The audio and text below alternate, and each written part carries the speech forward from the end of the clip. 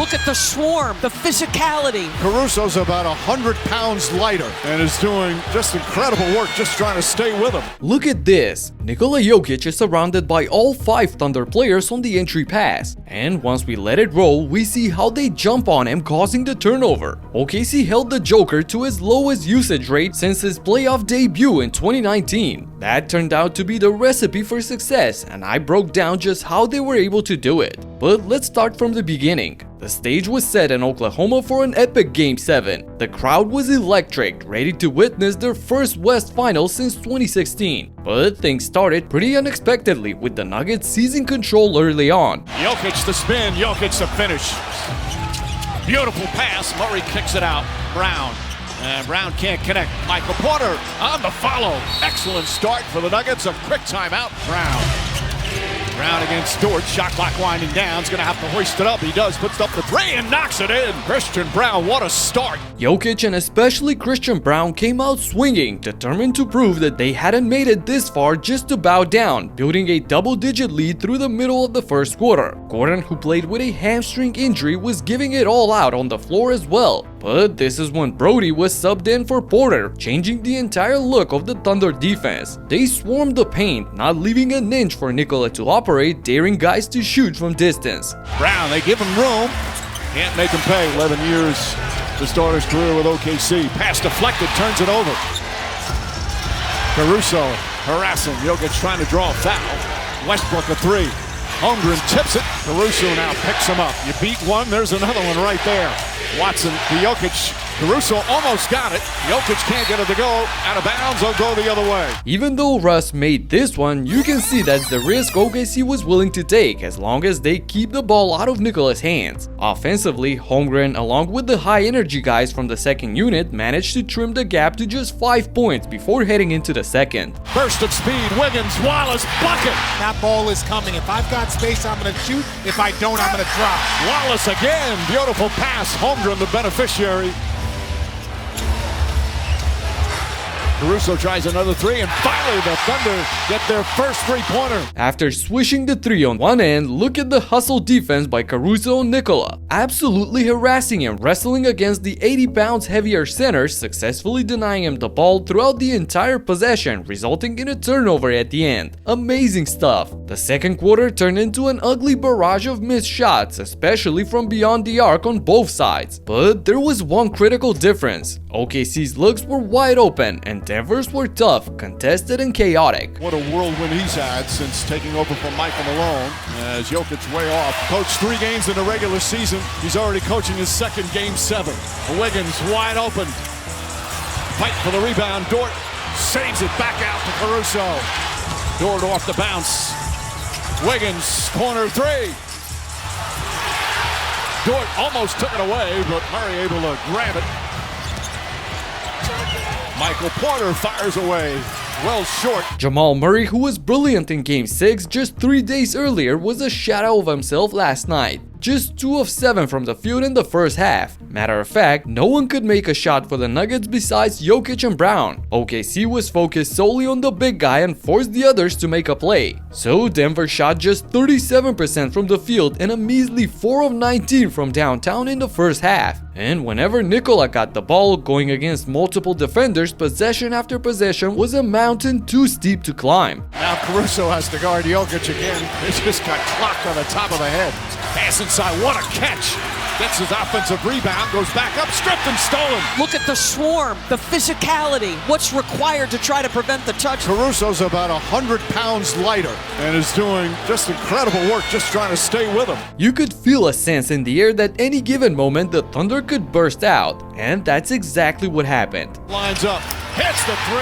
Going into half. Will it be Denver cleaning it up, or will it be OKC? Here comes Williams. Rises up and throws it down. Jalen Williams, quiet for most of the series, finally erupted. A quick 7-0 run forced Denver to call a timeout. And coming out of it, Jokic stopped the bleeding with another extremely tough bucket. But that was just momentarily, because what followed in the next 100 seconds was a rain-heavy thunderstorm. Gilgeous-Alexander nails the 3 with a minute remaining here in the second. Williams pokes it away. Jokic trying to get it. Williams comes away and throws it down. Thunderbolts from the OKC defense. Another turnover. Back to Williams, inside, it's good. It's a Thunder avalanche here to end the second. No fouls to give here for Denver. Jalen Williams has exploded here in the second. That shot bounces around and drops through. A huge 18-5 run in less than 3 minutes gave OKC a 14-point lead going into the break. It felt like all the energy, all the momentum that had built up over the 7 grueling games had finally broken out. Williams was in his J-Dub groove and led the Thunder with 17 points, a career high for him in a single period. And the second half began exactly where the first left off.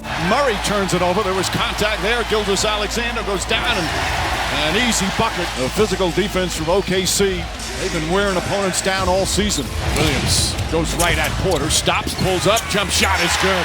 Talk about a bounce-back game. 3 for 16 in Game 6. He's 9 for 13 already. The Thunder right now in control. SGA connects on a 3. It's all Thunder right now. In just a minute and a half, the lead ballooned to 23 points, and the crowd was roaring as they could taste the victory already. Although Jamal was able to hit a couple of tough shots, it was clear that was all he had left. The tank was empty. The Nuggets, already dealing with injuries to Porter and Gordon, looked like a team running on fumes. Their shortened rotation was drowning in OKC's tidal wave of energy. Pass deflected, stolen. Jalen Williams got the second deflection. SGA drives in and lays it up off the glass. 21 points for Shai Gilgeous-Alexander. Here's Wallace, goes at Jokic. Oh, he throws it down. A thunderous dunk from Cason Wallace, and the crowd erupts again. Wow, Cason Wallace with the poster jam over Jokic in transition. That right there was the exclamation point of the game. No matter if 18 minutes were still left in the game, all the experience in the world couldn't help Denver once their legs gave out. Murray steps back, can't get that to fall. Christian Braun to Gordon. Gordon corner 3. Here's another example of the swarming defense they played on Jokic all night. Lob it into Jokic, stolen by Wallace. Another forced turnover, Caruso lays it up and in. So after 3 quarters, the lead had swollen to 25 points. And as the final period began, Alexander decided to put the finishing touches on the Thunder's masterpiece. Porter, I was a part of it. As you see, Shai with the and one. Caruso with yet another steal. Caruso throws it back. SGA throws it down. A celebration continues. Timeout Denver. SGA pulls up, jumper, got it.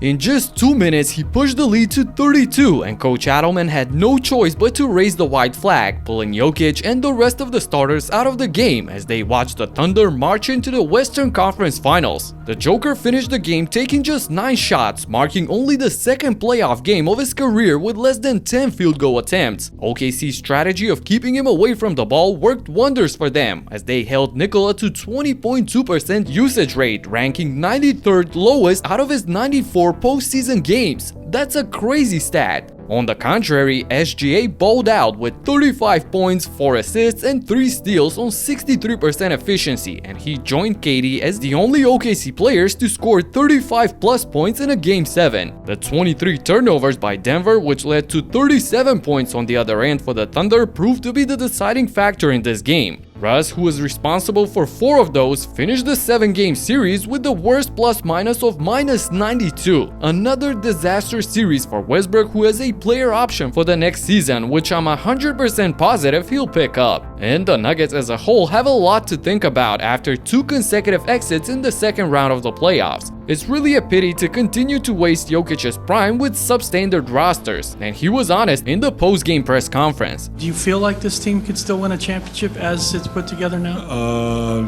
I mean, we didn't, so obviously we can't. I don't believe in those if stuff. So we had the opportunity, we didn't win it. So I think we can't. But from now, like next couple of days, there's gonna be a lot of beer probably. At least he'll have time for the more important things in his life till the Eurobasket in late August. And his MVP challenger, who still awaits for his award, was all smiles after the game. You know what this is? The MVP. With 4 teams left standing, the NBA will have a 7 different champion in a span of 7 seasons for the first time in league history. To me, that's pretty darn good. And I cannot wait until Wednesday night when my Knicks will host the Pacers for Game 1 of the Eastern Finals. Let's go! Drop a like if you enjoy my videos and let me know in the comments who you got from both conferences. Talk to you in the next one. Peace out.